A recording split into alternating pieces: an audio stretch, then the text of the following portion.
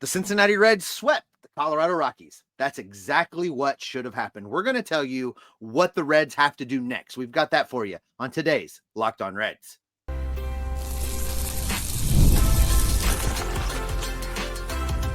You are Locked On Reds, your daily Cincinnati Reds podcast, part of the Locked On Podcast Network, your team every day. Welcome into the Locked On Reds podcast. My name is Jeff Carr. His name is Steve Offenbaker, and we are lifelong Cincinnati Reds fans that have been podcasting about this team for 14 combined seasons now, and we're glad that you're alongside us here today. On today's show, now is the time to stack wins, and we'll tell you how the Reds can do that later on in the show.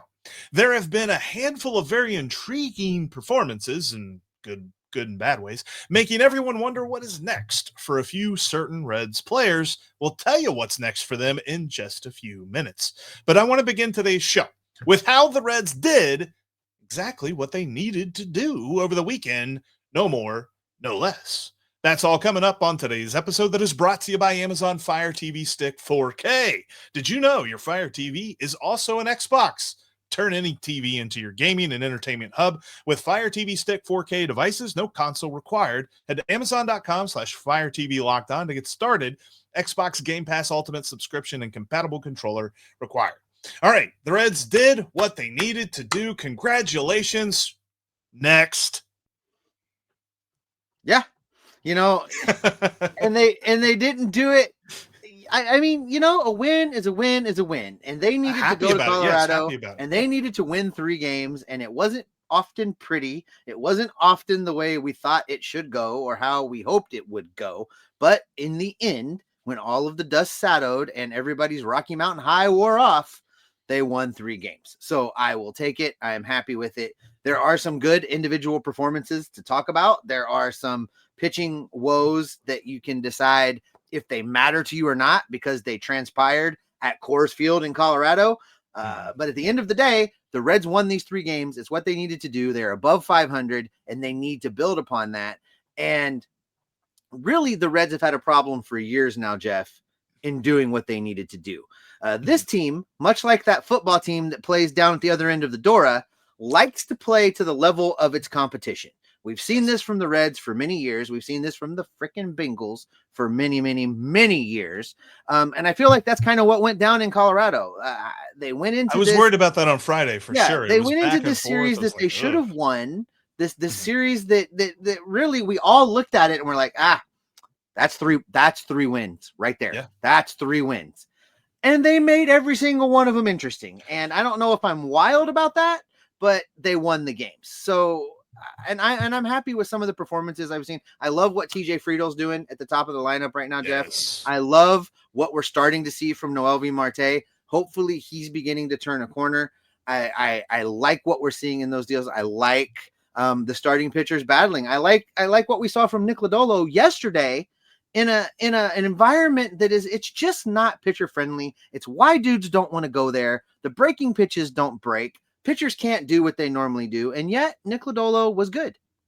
That's actually kind of because you mentioned, and I'm usually of the mindset, I'm like, all right, a pitcher struggled, it's Coors Field, whatevs. Like, you kind of throw out all the record books, as it were, you know, to quote a good old sports cliche. But when it comes to what Nick Lodolo did on Sunday, that makes me question that, because I expected him, of the 3 pitchers that the Reds were throwing in this series, to struggle the most. Because what is his bread and butter? The breaking ball. Yep. What doesn't work in thin air? The breaking ball. But he has developed this changeup, and Cowboy talked about it a lot on the broadcast, and you saw it a lot in the game. It's a weapon. It's not a show me pitch. It's not a, oh yeah, he's got 3 pitches, but no, he really has 2. No, he has 3 pitches, and that changeup is an absolutely devastating weapon for him. And oh, by the way, he still figured out how to get the breaking ball to work. That was S-tier Nick Lodolo. Like, obviously, there's still some things that he can do better, but I mean, you got to nitpick. You got to really look really close, because he looked really good on Sunday. And I mean, how how dare he walk a guy, Jeff? 91 pitches, 62 for strikes, 9 strikeouts, 1 walk. Gave up 2 hits. 7 innings, 2 hits. Yeah. That's a great start no matter what ballpark you're in. Yeah. No, that was a brilliant performance by him, and I was very impressed because like I mentioned, like I expected him honestly to have the pitching line more close to what Abbott had. Now Abbott had a bad day on Friday night, but I was kind of like, well, yeah, he's not all there. It's his 3rd start. He's still getting his legs underneath him for the season. And oh yeah, here's Coors Field. But Nick Lodolo has been a guy that's kind of battled at the beginning of the year, but still pitched pretty well despite not having his best pitch. And he got his best pitch, and we saw what it can do, albeit against a Rockies lineup that is not going to make anybody worry. I mean, after last night, Steve, or yesterday afternoon, the Rockies' run differential is -69. Hey, but also it's going to be a long year for the Rockies. I just got you. Segment 1. I can't with you. Listen, I want to ask you in this segment, because talking about Reds that are doing what they need to do, what are you more surprised by? Are you more surprised by TJ Friedl hitting 294 in the leadoff spot? Are you more surprised by Austin Hayes continuing to mash the ball and hitting 388? Are you more surprised that Noelvi Marte is turning a corner and hitting 364 early in his season? Or are you more surprised by Jose Trevino hitting a cool 322 right now? I would say I would rank those from most surprising to least surprising. I would say Marte, Trevino, Hayes, Friedl. Like I'm working on something for later this week. We're going to have a segment just talking about why TJ Friedl is just good, and just stop. Like, as long as he is healthy, he is good. And I think that we need to accept that now. But I will say this, the thing about Noelvi Marte and why it's so surprising is because he's not striking out. He has 6 total strikeouts on the year so far, and I get it, he's barely played, but his strikeout to walk ratio is kind of like competitive, and it's never been that way. It wasn't that way in the spring. It wasn't that way in the minors. It wasn't that way in the Dominican Winter League. Like, I don't know where this has all come from, but I'm really glad that he's flipped the switch. And while I don't think he's going to hit 360 for the rest of the season, like, I think we're starting to etch him into a category, and I want to talk about this a little bit more in a few minutes, but we're starting to put him back where we thought he was in September of 2023. I agree. I think TJ Friedl is living up to that hype we tried to give him. The guy we wanted him to be, the guy the Reds really needed him to be that everyday center fielder. I am absolutely floored, blown away, stunned. Cannot believe that Jose Trevino, starting catcher for the Cincinnati Reds, is hitting 322, 375, 475. I would have bet nothing on that. Nothing. Nowhere. Yeah. I would not have touched that. I can't believe it. Can't believe it. Well, he is playing amazing, not only offensively. We worried about him being an offensive letdown, and we're like, well, we can really lean on his defense, and it's okay that he's not going to hit. He's the whole package right now. And listen, Ty Steve's going to be back soon, and I'm DHing that dude. I'm continuing to run Jose Trevino out there as long as his bat is hot like it is right now. I definitely think you gotta run 3 catchers, and you can do the whole let's play Ty Steve at DH for a little bit, work him into being a catcher again, kind of like what they did with Austin Hayes, but you can maybe even like stretch it out a little bit more just because of how good Trevino is and how good Austin Wynns has been in his limited engagements. I don't think that Austin Wynns is going to continue at this torrid pace that he's on, but they're doing this really nice thing where they're not saying, okay, he's hitting 400, let's play him every day. They're still like, no, this is the plan. He plays every 3rd or 4th day, and Trevino plays the other days, and it's not hurt either one of them. And they both played very, very well. I think that overall, there's been some really good positive updates from this entire series and from the entire road trip. Reds go 6-3 on the road trip. That's 2 out of 3. You win 2 out of 3 the rest of the way, you're going to win the division. But again, they're doing it against teams they need to do it against, not against like the best of the best right now. But hey, I mean, you don't get extra points for beating these teams, but you certainly get extra points against you if you lose against them. So they did the right thing here. I mean, I'm not saying they're supposed to lose, I just think ultimately, though, this is one of those things where it's easy to maybe get too ahead of yourself, and we're just not going to do that right now. Right. It was a sweep. It was great. It's exactly what needed to happen. Look, Jeff, I'm hearing some concern from Red Leg Nation out there. I'm hearing concern of Reds fans saying that maybe we should be worried about Matt McLain. We're going to tell you why we aren't worried about Matt McLain's slump, and we're going to do that coming up next. The Reds and the rest of Major League Baseball are rolling right along, and you can too over on FanDuel. They've got a great new offer right now as the MLB season and the NBA playoffs roll along. If you win your first $5 bet for new users, you can get $250 in bonus bets. I got an interesting one for you. It's not a daily one. It's more of a future. But Hunter Green, his odds have improved for NL Cy Young. He is third in the National League. Currently, Paul Skeens is the favorite at 2-1 to win the Cy Young. Then you've got Yoshinobu Yamamoto from Los Angeles, who is 5-1.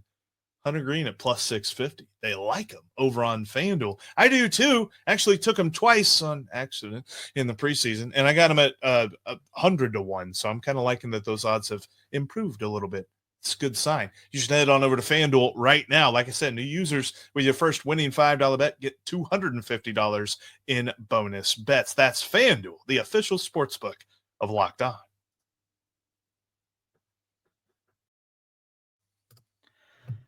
Make sure you're subscribed. That way you don't miss any of the great Reds content we've got coming for you. Jeff and I here with you Monday through Friday. Tim Daniel after every single game on the post-game show. Lots of Red content for you. Make sure you are subscribed so you don't miss any of it.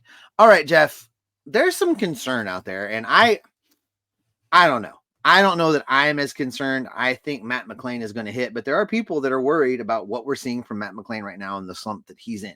Are you one of them?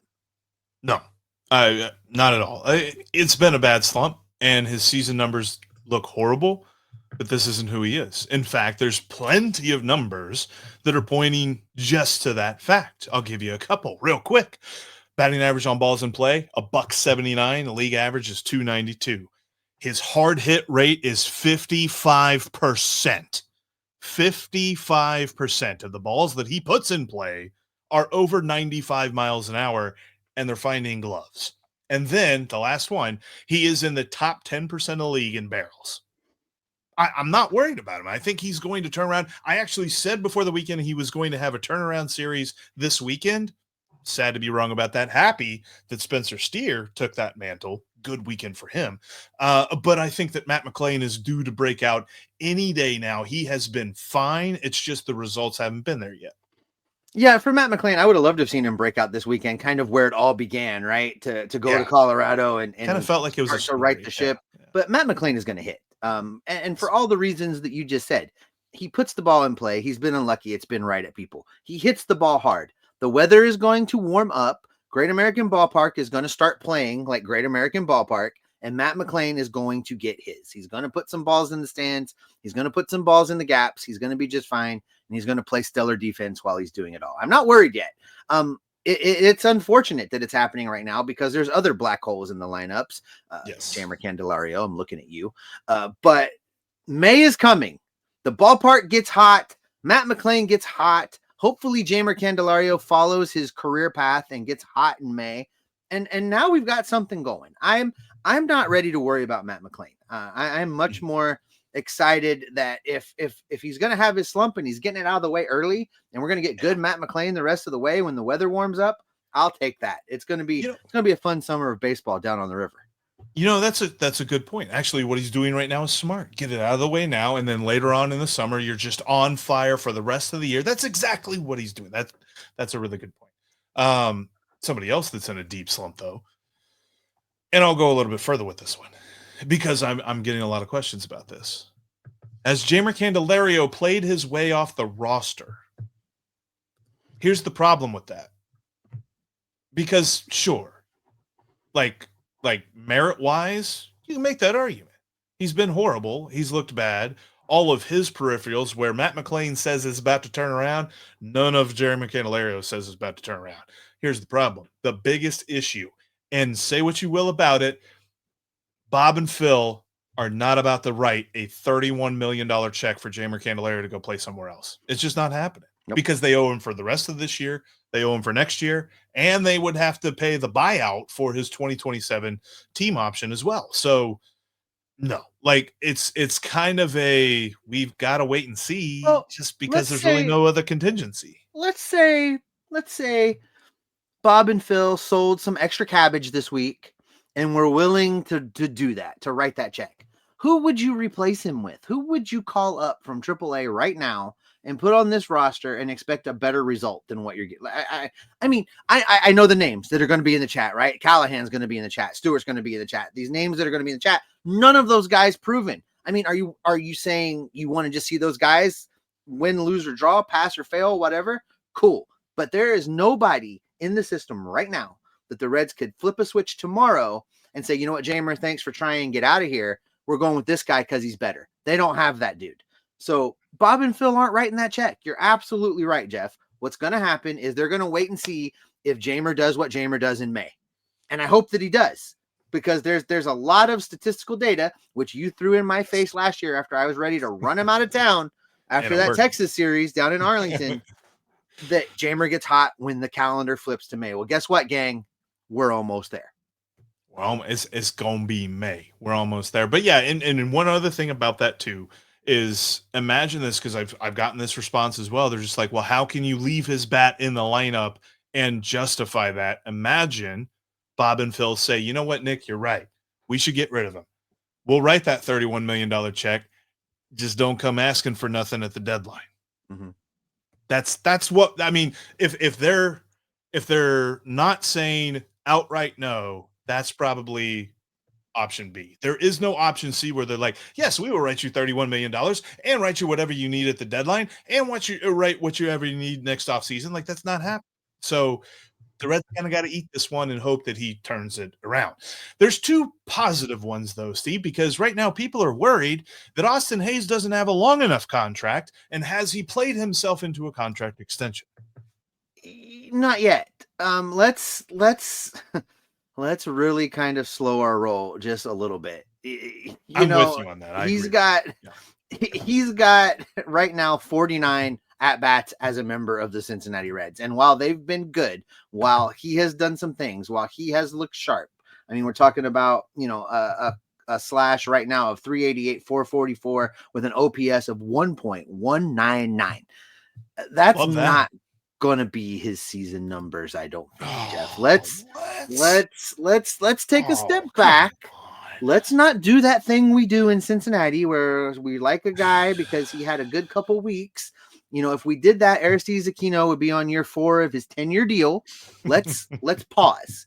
Let's see what Hayes does, and then if it makes sense later in the year, you maybe have that conversation. But right now, you just compare Austin Hayes. In April, it is not the time. It's Aquino. Oh no, but I agree with you. I agree with you for another reason entirely. If you thought you were not going to get some Aristides Aquino content today, well, you were wrong. I've got you covered. Welcome to Locked On Reds. Yeah, you got it. I think that Austin Hayes doesn't sign a contract extension right now, because if the Reds are coming to him with a contract extension, his agent is coming back to them with, what's he going to get in free agency next year? I think we're going to wait.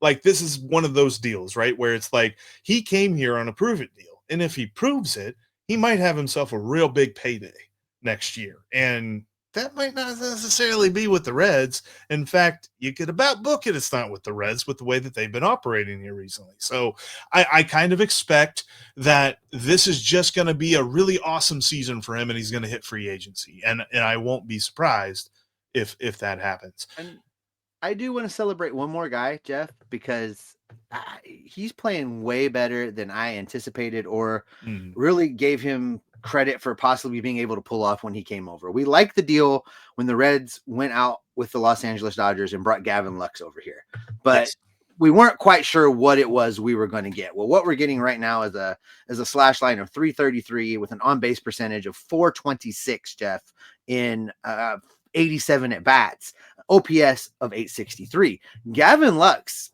has not disappointed, and he's kind of quietly, just methodically gone out every day and kind of done his thing. And I don't want to take him for granted, but he's playing pretty good right now. Well, and the thing for me, because again, we do the whole sample size thing. He's really, really good in this current sample size. What's going to happen for the next 83 at bats? But I look at it this way. He has 25 strikeouts to 14 walks. That is a really solid ratio in this day of baseball, because guys just strike out a lot in this game of baseball, this era of baseball. So the fact that he is still walking a pretty decent clip compared to his strikeouts, and oh, by the way, still getting his hits. I really like Gavin Lux's game. I really think that he is a solid hitter, very balanced at the plate. You never see him do too much. You see him take what he's given, and he usually comes out on top. And I feel like that is something that you can count on for the rest of the season. I'm not saying you can count on him hitting 330. I'm just saying you can count on him having competitive at-bats every time out, and more times than not, he's going to help the team out. Well, and you know, the theme of this segment was who has played their way. I think he has played his way to continuing to get all these looks unless something changes. He's one of those guys that I'm kind of relying on right now. No, I agree, and I think that's going to be the hard thing whenever you decide to DH Tyler Stevens, because I believe that's what the Reds should do. But when you decide to DH Tyler Stevenson a lot, that means that Gavin Lux is going to have to find him a spot in the field. And I think we're going to have an interesting conversation about Jake Fraley whenever that happens, because you might see Austin Hayes move to right field. And I don't know that I would disagree with that call.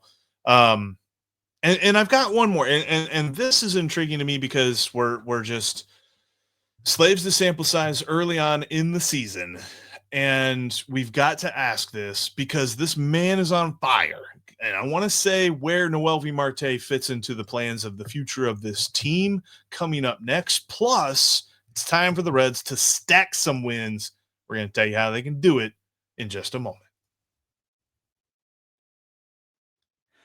There's nothing better than catching an MLB game live. The crack of the bat, the roar of the crowd, Jeff Carr on his third trip through the Fry Box line. And if you're looking to get a last-minute, low-cost ticket, Game Time makes getting tickets easier than ever. With last-minute deals, all-in pricing, and lowest price guarantee, Game Time takes the stress out of buying MLB tickets. Plus, ticket prices drop as Game Time gets closer, meaning you can score incredible deals. Jeff and I talk about this all the time. We head down to the banks. We find us a drink. We grab us some food, and about 15 minutes before first pitch, we grab our tickets and head into the ballpark. It's just that easy. You can take the guesswork out of buying tickets with Game Time. Just download the Game Time app, create an account, and use the code LOCKEDONMLB for $20 off your first purchase. That's $20 off already greatly reduced ticket prices. Terms do apply. Again, just create your account and redeem the code LOCKEDONMLB for $20 off. Download Game Time today. Last minute tickets, lowest price, guaranteed. If you can't watch us on YouTube, you can always listen to us on your favorite podcasting app. We're seriously on all of them out there. And just like if you missed Tim on the Reds postcast each night, the audio version of that will be on the feed as well. All right, Steve, one more guy, because we were talking about, you know, who's playing their way into what. Has Noelvi Marte played his way back or in, depending on how you viewed him? Has he played his way into the core of this team? I don't. You ask these questions that always trip me up, because if you had asked me, should he be getting all the at-bats instead of Jeimer Candelario right now? The answer 100%. Is yes. As long as he remains this hot, absolutely. You look at what Noelvi's done. He's been back now and had 44 big league at-bats in the 2025 season. He's got 16 hits during that time. So he's hitting 364, on base percentage of 404. Oh, this OPS is going to make you just happy. 1.063 OPS for Noelvi Marte. He's got 3 dingers on the year. And look, I have been one of his harshest critics. I did not pull any punches when he did what he did. I did not pull any punches when he said what he said after the fact. And I did not pull any punches when he played how he played after the Reds rushed him back. I spoke my mind. I will say now he has earned a continued look. Do I know what he is for the rest of the way? I don't. Do I know that he's a cornerstone and the third baseman for this team for the next 5 years? I don't know that either. But what I know is he's the hot hand right now, and he deserves to continue to play that position and let us see what he's going to be. I'm not willing to write him in now as the third baseman of the immediate future, but he definitely deserves consideration, and he definitely deserves to be in the big leagues right now. I've really liked what I've seen. I'll say this because, we talk about peripheral stats for guys who are struggling. It's also key to look at those whenever guys are rocking it. And right now the peripherals are saying he's not killing everything. He's not like getting all of everything right now. So he's getting a little bit lucky. His BABIP is super high. So things are going to come back down to earth. But I like what I've seen from him in the plate discipline department because he didn't used to have any. We're talking about a dude that went it felt like a month without taking a walk last year. It might actually have been more than a month. I'm trying to remember exactly how long it was. But now this is the same guy, and he's got a strikeout to walk ratio of 2 strikeouts for every 1 walk. And I'll take that. If you're going to walk for every 2 strikeouts, for a guy that's going to get his strikeouts, he is, then that's a good thing, because he used to be a guy for every 10 strikeouts, then he'd get a walk, or for every 15.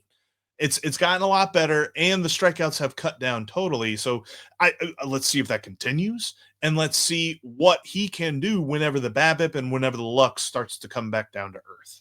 Yeah, if you had told me that Noelvi Marte was going to be able to put together a stretch of 44 at-bats where he only struck out 6 times, I would have told you were crazy. I was like, Jeff, have you ever watched this guy play? This is not going to happen, but he's playing really good right now. I agree, Jeff. He should be in the conversation. We should be talking about him. And I think, again, we always do this thing, right? Let's keep our expectations where they should be, and let's see how he performs. Let's measure his successes. Let's measure his performance and see where we kind of end up moving forward. But I'm happy to see what we're seeing right now. I'm happy. I'm happy for the Reds. I'm happy for us as people that love to watch this team. And I'm happy for Noelvi, because if he can turn this corner and put that other narrative behind him, put that other narrative in the past, and move forward, he could be a good one for a while. So let's keep building upon that. Welcome to Locked On Balance. We're bringing balance to the force on this episode here today, which, by the way, I did see the re-release of Revenge of the Sith on Friday night. I was happy to celebrate the 20th anniversary. That was a good time.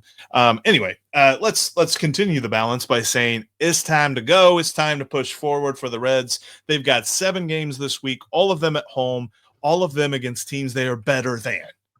JD, talking to you, Locked On Cardinals. Ryan, talking to you, Locked On Nationals. The Reds are better than your favorite teams. So now they got to prove it. They got to win 5 games this week, at least. I would love to see them win 6. 5-2 over the next 7. That goes a long way into setting the tone as the calendar turns into May. Listen, yes. I want to see the Reds go out and just beat the Cardinals to death. Yep. Anybody that's listened to the show knows that that's how I feel. And this is a Cardinals team that you can beat up. They have been able to streak together some wins and do some things, but this is a Cardinals team you can beat up. I need to see the Reds get red hot. Everybody that follows me on social media knows that I took a sneaky trip back here to Ohio, Jeff. I'm up in Springfield. Mama's 87th birthday yesterday. Happy birthday, Mama. Happy birthday, Mama. I thought maybe I'd try to sneak in the game today. It's not going to happen. But I wish I could be down there, because I really feel like this could be the stretch of the schedule. This could be the spot in the season where later on in the year, we're looking back going, this is where it happened. This is where they caught fire. This is where they changed the narrative. And this is where they started to play their way into a division lead. That's how big this week is in my mind, Jeff. Well, and they kind of have to, right? Like, they are mostly healthy. Tyler Stevenson should be back at some point this week. It's not going to be on Monday. They did report on the game on Sunday that there were a couple of rainouts last week for Louisville. And so with that, he wants to get a few more games under his belt before he returns to the major leagues. So it's not going to be on Monday, but it's going to be at some point this week. So they're going to be 100% on the lineup side of things. And arguably that you can say this is the best version of their pitching staff. So go. It's time to go. There's no more excuses. We're not talking about injuries. It's time to go. Plus, you're looking at 2 teams that, while they have worse records than the Reds, and you can say, well, that's a perfect enough reason to say that the Reds are better than them. Consider this as well. Both the Cardinals and the Nationals have negative run differentials. The Reds at positive 41, plus 41 runs. All 3 teams have had very similar schedules in that less than half the teams they faced have been over 500. So everybody in this next week has been playing some bad ball clubs. One of the three, the Reds, are killing the other teams that they're playing. The Cardinals and the Nationals are not. So it's time for the Reds to add on to that. They're 2 games above 500 right now. I want to see them be 5-2. So they lose 2. You get 5 more wins. So they'd be 5 games above 500? Yeah. If they go 5-2 this week. So that would be, if we're sitting here next Monday talking about a team that's 5 games over 500, then we have had a successful week. And just as a side note, if you want to hear an interesting idea about what to do with that run differential, jump into last week's squad show, because I had some ideas about the run differential that I talked to with all of the Locked On hosts from Major League Baseball. If you haven't been listening to that squad show, you guys, you're missing out. It's a lot of fun. We have a good time, super casual. It's a great chat, and some really interesting ideas get spouted. Speaking of run differential, we buried the lead. We should have led the show with this. The Reds have the best run differential in the National League now. Since the Cubs lost last night to the Phillies, at positive 41, the Reds have a better run differential than the Dodgers, a better run differential than the Padres, and a better run differential than the Mets. Print the playoff tickets, Jeff. And on that note, that is where we're going to wrap up this edition of Locked On Reds. Thanks, everybody, for making us your first listen each and every day. We appreciate you being here so much. Now, make sure you go check out Tim Daniel each and every night with the Reds Postcast. He's got you covered after every game all year long. In addition, head over to Locked On MLB. Sully gives you a daily look at the biggest stories around Major League Baseball. He's on that squad show with us last week. It's a great listen. Make sure you check it out. As always, we are going to continue to gather up the news, the notes, the information, the rumors, and the reports, and bring them back here to keep you locked on Reds every single day. Speaking of squad show, we got another good one coming tomorrow. How in the world did you work in a Revenge of the Sith reference? It's 2025.